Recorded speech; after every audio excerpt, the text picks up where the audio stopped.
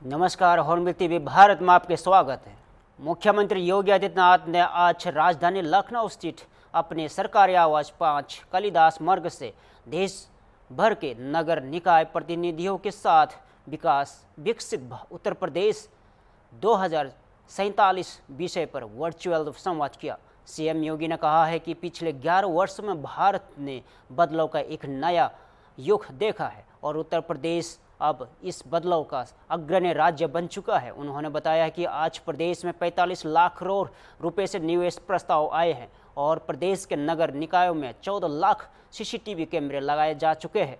और मुख्यमंत्री ने यहां भी कहा कि ये केवल आंकड़े नहीं बल्कि बदलते उत्तर प्रदेश की पहचान है, जो आने वाले वर्षों में 2047 के विकसित भारत के लक्ष्य को मजबूत करेंगे। और सीएम योगी की इस संबंध के बात साफ है कि सरकार विकास, निवेश और तकनीकी सुरक्षा जैसे पहलुओं केंद्र में रखकर 2047 का रोड मैप तैयार कर रही है। 14 लाख सीसीटीवी कैमरे उत्तर प्रदेश के नगर निकायों में लगे हैं, जिसमें नगर विकास ने, गृह विभाग ने और लोगों ने अपने स्तर पर प्रयास करके लगाए हैं, जो सेफ सिटी के कॉन्सेप्ट को देश के अंदर पहली बार प्रभावी ढंग से लागू करने में सफल हुआ है। एक टीम भावना से किए गए कार्य का प्रयास है। हमने इनकम बढ़ाई। जो लोग कहते थे उत्तर प्रदेश बीमारू है, आज कोई उत्तर प्रदेश को बीमारू नहीं कह सकता। आज उत्तर प्रदेश भारत की अर्थव्यवस्था का एक ग्रोथ इंजन बना हुआ है। और इसीलिए जब प्रधानमंत्री जी ने देशवासियों से कहा था आजादी के अमृत महोत्सव वर्ष में कि हमें 2047 के लिए अपना एक विजन डॉक्यूमेंट तैयार करना चाहिए, 2047 कैसा होना चाहिए, तब प्रधानमंत्री जी ने कहा कि विकसित भारत होना चाहिए। और विकसित भारत के लिए उन्होंने पंच प्रण की बात की थी। पंच प्रण, पहले अपने परंपरा और अपने पूर्वजों पर गौरव की अनुभूति होना, यानी विरासत का सम्मान। दूसरा, प्रधानमंत्री जी ने जो लक्ष्य हम सबको दिया वह था गुलामी की मानसिकता को समाप्त करना। यानी गुलामी की ये मानसिकता, अरे साहब नहीं हो पाएगा, हम नहीं कर पाएंगे, हम पिछड़े हैं, हम नहीं कर पाएंगे। नहीं, प्रधानमंत्री जी ने कहा आप कर सकते हैं। ये गुलामी की मानसिकता त्यागनी पड़ेगी। जो अपना है उस पर गौरव की अनुभूति करना, इस कार्य को लेकर के आगे बढ़ना। तीसरा, प्रधानमंत्री जी ने कहा कि जो देश की सुरक्षा के लिए अपने आप को बलिदान कर रहे हैं, देश के स्वाधीनता संग्राम सेनानियों के लिए, अपने वीर सैनिकों के लिए, मिलिट्री और पैरा मिलिट्री और पुलिस के जवानों के प्रति जो सुरक्षा का बेहतर एहसास करा रहे हैं, उनके प्रति सम्मान का भाव।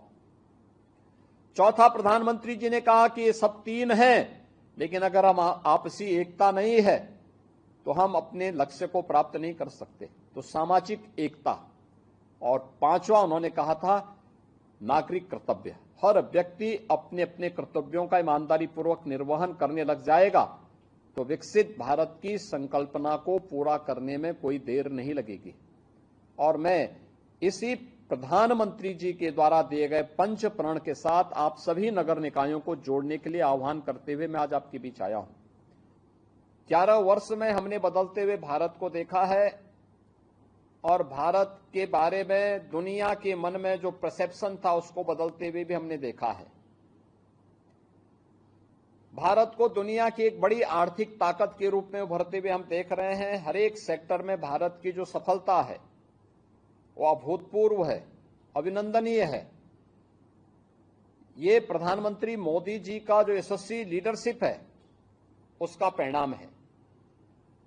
और प्रधानमंत्री जी की ही प्रेरणा से हम लोगों ने आज से 8.5 वर्ष पहले जब उत्तर प्रदेश की कमान संभाली थी, तब में और आज में ये व्यापक परिवर्तन हर एक सेक्टर में हमें बदलते हुए दिखता है। और उसको उस बदलते हुए माहौल में हम सब देख सकते हैं। खासतौर पर जो भी नगर निगम या नगर पालिका के हमारे चेयरमैन या नगर पंचायतों के चेयरमैन इस संवाद में जुड़े थे, आपने सबके मुंह से इस बात को सुना होगा कि उन्होंने अपनी इनकम को बढ़ाया है। लेकिन इससे भी आगे और भी संभावना हमारे पास हो सकती है। जैसे मैं आपको उदाहरण देता हूं, आज से 8 साल पहले उत्तर प्रदेश की जो कुल जीडीपी थी वह 12,75,000 करोड़ थी और इस वित्तीय वर्ष के अंत में हम उसको 35 से 36 लाख करोड़ तक पहुंचाने जा रहे हैं। मैं आप सबसे यही कहना चाहूंगा कि जिस प्रदेश में निवेश नहीं आता था, जो होता था वो जा रहा था, आज उसी प्रदेश में 45 लाख करोड़ रुपए के निवेश के प्रस्ताव, 15 लाख हम अब तक जमीनी धरातल पर उतार चुके हैं, 60 लाख से अधिक नौजवानों को इसके माध्यम से नौकरी। परंपरागत उद्यम जो मृत प्राय 17 के पहले था, 1 डिस्ट्रिक्ट 1 प्रोडक्ट के माध्यम से उसको पुनर्जीवित किया। 2 करोड़ से ज्यादा लोग आज उसमें रोजगार प्राप्त किए हैं। सरकारी नौकरी जिसमें पहले सेंध लगती थी, आज 8.5 लाख से अधिक सरकारी नौकरी हम प्रदेश में देने में सफल हुए हैं। यानी प्रदेश वही, तंत्र वही, लेकिन एक इच्छा शक्ति जो विकास की होती है, उसको करने की इच्छा शक्ति का परिणाम क्या कि आज उत्तर प्रदेश के बारे में लोगों की धारणा बदल चुकी है। आज प्रयागराज में महाकुंभ होता है, 66 करोड़ से अधिक श्रद्धालु वहां पहुंच जाता है। आज अयोध्या की तस्वीर बदल गई है, काशी की तस्वीर बदल चुकी है। लखनऊ में तस्वीर जो आज से 10 साल पहले आया होगा, आज वो लखनऊ को पहचान नहीं पाता है, मथुरा वृंदावन को पहचान नहीं पाता है। आगरा के बारे में चेंज उसको दिखाई देता है। मेरठ स्पोर्ट्स सिटी के रूप में डेवलप हो गया है। गाजियाबाद एक नए गाजियाबाद के रूप में विकसित हुआ है। मुरादाबाद, बरेली, सहारनपुर, फिरोजाबाद, अलीगढ़, यानी कौन सा ऐसा नगर निकाय है, गोरखपुर। लखनऊ से एक बड़ी खबर, जहां आज प्रधानमंत्री जन आरोग्य योजना के 7 वर्ष पूरे होने पर एक विशेष कार्यक्रम नई दिशा नया संकल्प का आयोजन किया गया। यह आयोजन हुआ Atal Bihari Vajpayee scientific convention centre में, जिसमें उप मुख्यमंत्री ब्रिजेश पाठक, प्रमुख सचिव अमित घोष और KGMU की कुलपति सोनिया नित्यानंद सहित कई वरिष्ठ अधिकारी शामिल रहे। इस अवसर पर आयुष्मान सारथी और आयुष्मान ऐप का लॉन्चिंग किया गया और एक पुस्तक का विमोचन भी हुआ। कार्यक्रम का उद्देश्य था योजना की अब तक की उपलब्धियों को साझा करना और इससे लेकर जनता में नई जागरूकता पैदा करना। इस कार्यक्रम में उन लाभार्थियों को भी सम्मानित किया गया जिन्होंने जन आरोग्य योजना के तहत मुफ्त इलाज पाकर न सिर्फ खुद को बल्कि अपने पूरे परिवार को आर्थिक संकट बचाया। एक लाभार्थी ने बताया कि कैंसर जैसी बीमारी का इलाज जिसका खर्च 2.26 लाख होता है, उन्हें योजना के जरिए बिल्कुल मुफ्त मिला। उप मुख्यमंत्री ब्रिजेश पाठक ने कार्यक्रम को संबोधित करते हुए बताया कि अब तक 5 करोड़ 38 लाख आयुष्मान कार्ड बनाए जा चुके हैं, जिससे निजी और सरकारी अस्पतालों में मुफ्त इलाज संभव हो पाया है। वही प्रमुख सचिव अमित घोष ने कहा कि यह योजना आज पूरी दुनिया की सबसे बड़ी स्वास्थ्य सुरक्षा योजना के रूप में उभरी है। प्रधानमंत्री जन आरोग्य योजना की यह 60वीं वर्षगांठ न सिर्फ एक सफलता की कहानी है, बल्कि आने वाले समय में स्वस्थ भारत के लक्ष्य की ओर एक मजबूत कदम भी है।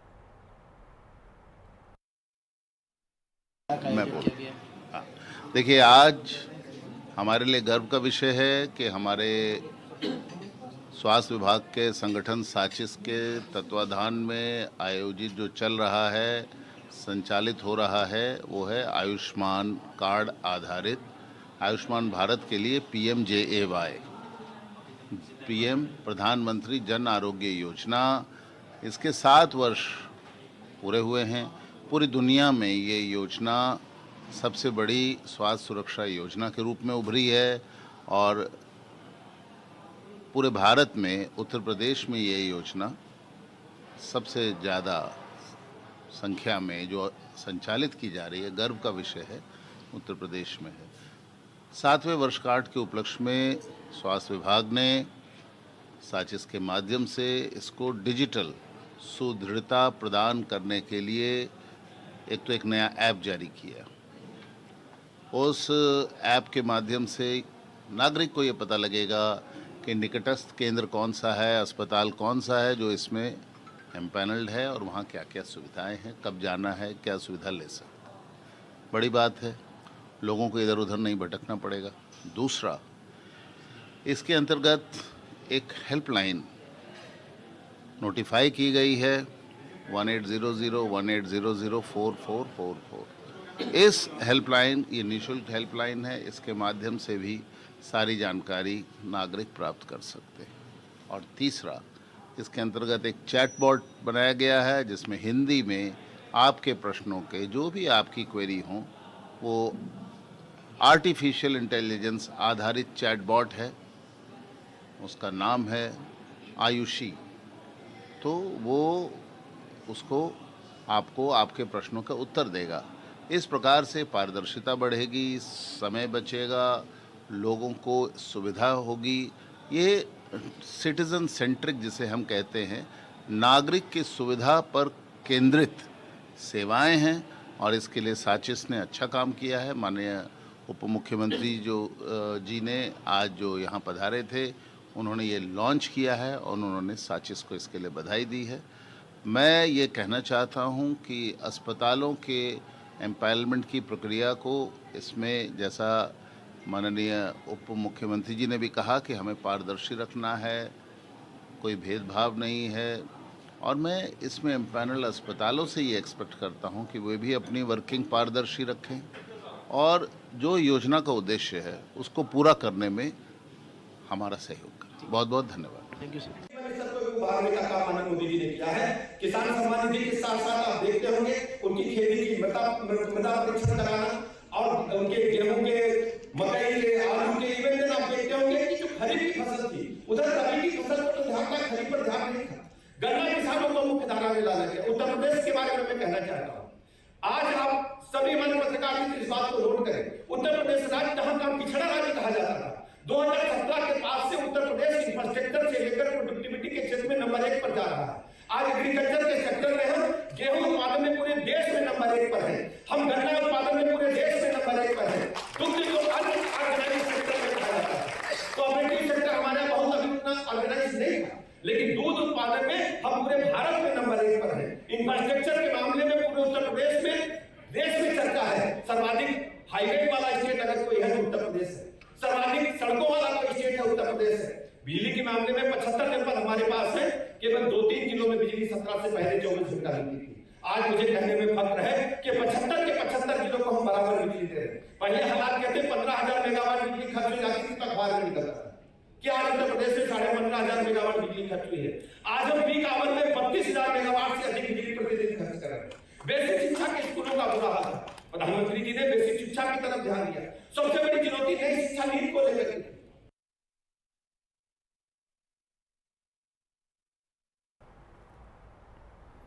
मुख्यमंत्री योगी आदित्यनाथ ने आज एक बार फिर उत्तर प्रदेश के विकास मंडल को लेकर बड़ा दावा किया।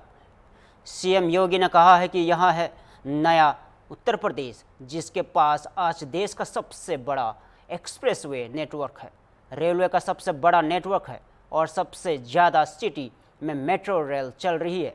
सीएम ने दावा किया कि यूपी के सबसे ज़्यादा शहर आज एयर कनेक्टिविटी से जुड़े हुए हैं और यही नहीं, देश की पहली रैपिड रेल भी यही से शुरू हुई। उन्होंने यह भी कहा कि देश का पहला इनलैंड वाटरवे भी उत्तर प्रदेश में ही है और सबसे बड़ी बात, उत्तर प्रदेश आज देश का सबसे ज़्यादा रोजगार और सरकारी नौकरियां देने वाला राज्य बन चुका है। उत्तर प्रदेश सरकार के इन दावों के बीच अब सवाल यहाँ है कि क्या जनता को भी इसका पूरा लाभ मिल रहा है। ये है नया उत्तर प्रदेश, जिसके पास आज देश का सबसे बड़ा एक्सप्रेसवे का नेटवर्क है, रेलवे का सबसे बड़ा नेटवर्क है, सबसे ज़्यादा सिटी में हमारी आज मेट्रो का संचालन हो रहा है, सबसे ज़्यादा शहरों को हम लोगों ने एयर कनेक्टिविटी के साथ जोड़ा हुआ है, देश की पहली रैपिड रेल उत्तर प्रदेश में, देश का पहला इनलैंड वाटरवे उत्तर प्रदेश में, यानी ये, और सबसे ज्यादा देश के अंदर रोजगार और नौकरी, सरकारी नौकरी देने वाला राज्य भी उत्तर प्रदेश है। 8.5 लाख से अधिक नौजवानों को हम सरकारी नौकरी दिए हैं। 96 लाख MSME यूनिट को हम लोगों ने वन डिस्ट्रिक्ट वन प्रोडक्ट के माध्यम से आगे बढ़ाया है, और ये 96 लाख MSME यूनिट में 2 करोड़ लोगों को सीधे सीधे नौकरी और रोजगार मिला है। ये है नया उत्तर प्रदेश। उत्तर प्रदेश के सोनभद्र जिले से इस वक्त की एक चौंकाने वाली खबर सामने आई है। रॉबर्ट्सगंज में संचालित प्रधानमंत्री कौशल विकास केंद्र यानी महिंद्रा स्किल सेंटर पर शैक्षणिक अनियमितताओं का फर्जी प्रमाण पत्र और छात्रों से अभद्र व्यवहार जैसे गंभीर आरोप लगे हैं। छात्रों का आरोप है कि 3 महीने के कोर्स को जबरन 1 साल तक खींचा गया और कोर्स पूरा होने के बाद 6 महीने तक कोई प्रमाण पत्र नहीं दिया गया, और जब प्रमाण पत्र मिला तो वह प्रोविजनल और फर्जी निकला, जिसकी कहीं मान्यता नहीं है। और छात्रों ने संस्थान के प्रबंधक अभिषेक मिश्रा पर गाली गलौच, अभद्र टिप्पणी और व्हाट्सएप स्टेटस के जरिए आपत्तिजनक बातें लिखने का भी आरोप लगाया। इतना ही नहीं, छात्रों की पुलिस बल की मदद से बाहर निकालने, बाहरी लोगों द्वारा धमकाने और चरित्र पर भद्दी टिप्पणी करने तक के गंभीर आरोप लगाए गए हैं। इन सभी घटनाओं को लेकर अखिल भारतीय विद्यार्थी परिषद के कार्यकर्ताओं ने सीओ सदर रणबीर मिश्रा को ज्ञापन सौंपा और तत्काल कड़ी कार्रवाई की मांग की है। इन मामलों ने एक बार फिर यह सवाल खड़ा कर दिया है कि क्या कौशल विकास योजनाओं के संचालित कर रहे संस्थान वास्तव में छात्रों के भविष्य के साथ न्याय कर रहे हैं। सुनिए। नमस्ते, मैं अनमोल सोनी, प्रांत कार्य समिति सदस्य, अखिल भारतीय विद्यार्थी परिषद काशी प्रांत। यहाँ कुछ बच्चे आए थे जो किसी शैक्षिक संस्था के थे, क्या मामला है पूरा? भाई साहब, जैसा अभी संज्ञान में आया था हम लोगों के कि ये बगल में एक प्रधानमंत्री कौशल विकास केंद्र संचालित है महिंद्रा इंस्टीट्यूट के द्वारा, जिसमें शॉर्ट टर्म के 3 महीने के ऐसे कोर्स हैं व्यावसायिक शिक्षा के, जिनमें विद्यार्थियों को वो कोर्स संस्थान के द्वारा जबरन 1 साल में पूरा कराया गया। उसकी शुल्क एडवांस में ले ली गई। दूसरा, उनको जब प्रमाण पत्र की विद्यार्थियों के द्वारा डिमांड किया गया तो उसके लिए भी झेलाया गया। लगभग 6 महीने परेशान करने के बाद उनको मूल प्रति न देकर के प्रोविजनल प्रमाण पत्र दिया गया, जो कि पूर्ण तरीके से फर्जी है। स्कैन करने पर भी उसका कोई डेटा नहीं आ रहा है। दूसरा यह विषय था कि उन्होंने छात्रों के साथ बदतमीजी की। एक छात्रा के ऊपर उन्होंने गलत एलिगेशन लगाया, अभद्र भाषा का प्रयोग किया। उस संस्थान के प्रबंधक अभिषेक मिश्रा हैं, उनकी पत्नी के द्वारा, जो कि उस संस्थान की कर्मचारी भी नहीं है, उनके द्वारा बीच में आकर के बातचीत करना, अभद्रता करना, वीडियो बनाना, गाली गलौज करना और छात्रों क्या ये संस्थान फर्जी है? क्या ये संस्थान पूर्ण तरीके से फर्जी है, क्योंकि जहां तक हमारी जानकारी की, अगर प्रधानमंत्री कौशल विकास केंद्र है तो केंद्र सरकार का एक केंद्र है जी, और वहाँ पे कोई भी इस प्रकार की चीजें नहीं चलती है कि शुल्क लिया जाए। आज आपने क्या कार्रवाई की है? आज हम लोगों ने उन्हीं छात्रों के साथ मिलकर के ज्ञापन लेकर के क्षेत्राधिकारी महोदय को ज्ञापन सौंपा और उनसे आग्रह किया कि तत्काल इस पर कार्रवाई करके ऐसे जो भी फर्जी संस्थान चल रहे हैं उनको बंद कराने का कष्ट करें और विद्यार्थियों के साथ जो अनुचित हुआ है उसको सही करके विद्यार्थियों के भविष्य को सुनियोजित करने का कष्ट करें। कितने ऐसे विद्यार्थी हैं जो पीड़ित हैं? ऐसे लगभग 20 से 25 विद्यार्थी हैं जिनके साथ ऐसा किया गया है। अभी और हमारी जानकारी में लगभग कम से कम 50 से 60 विद्यार्थियों के साथ ऐसा इन लोगों ने फर्जी तरीके से कार्य किया है। ये बताओ कि क्या प्रकरण है, क्यों यहाँ आई हो कोतवाली? यहाँ महिंद्रा स्किल से हम लोग वहाँ पे क्लासेस करते थे। वहाँ पे 6 महीने का कोर्स था। वो लोग 6 महीने आप तो कोर्स कर सकते, अगर आप लोग अच्छे से कोर्स नहीं किए हो किसी भी चीज़ का। हम लोग वहाँ पे किए, वहाँ पे हम लोग को सर्टिफिकेट लिए। जब हम लोग गए तो बदतमीजी से बात की गई, प्लस सर्टिफिकेट फेंक दिया गया है, ओरिजिनल सर्टिफिकेट हम लोग को प्रोवाइड नहीं की गई है। अच्छा, तो ये हम लोग को बुलाया गया था। हम लोग वहाँ पे 7 बजे तक ब्रांच में थे हम लोग कि हम लोग को ओरिजिनल सर्टिफिकेट मिले। कौशल विकास से ये केंद्र मान्यता प्राप्त है? कौशल विकास मिशन का है और गवर्नमेंट दोनों तरफ से ये। कितनी फीस लगी इसकी? नवीन जैन का ये है ब्रांच ये, लेकिन यहाँ की वो जो मैनेजर है उनका नाम ये अभिषेक मिश्रा है। वो और उनकी वाइफ बदतमीजी से बात कर रही है। तो आप बताइए, कौशल विकास केंद्र में गई हैं वहाँ ट्रेनिंग करने, तो क्या वहाँ पर इसका शुल्क भी लगता है क्या? हाँ लगता है। कितना फीस दिया है आप लोगों ने? कितना दिए? 2000 दिया था डाटा एंट्री में। तो क्या आप ही दिए हैं कि सारे बच्चे देते हैं? सारे बच्चे देते हैं वहाँ पे।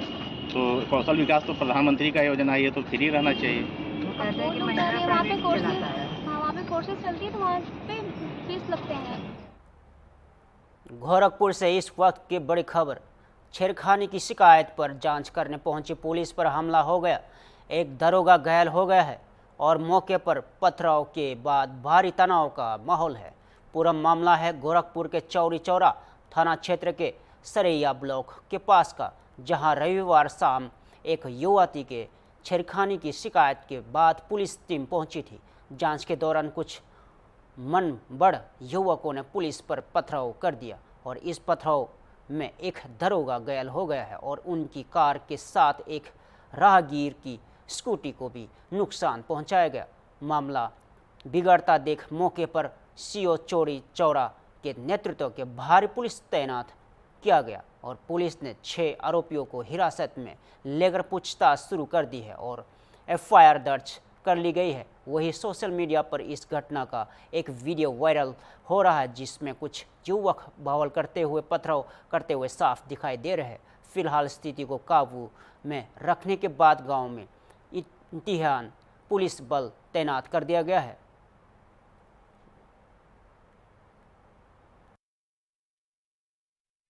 देख रहे हैं फूट गई का गाड़ी, उर्मिला दीदी की गाड़ी है, नया गाड़ी फूट गई।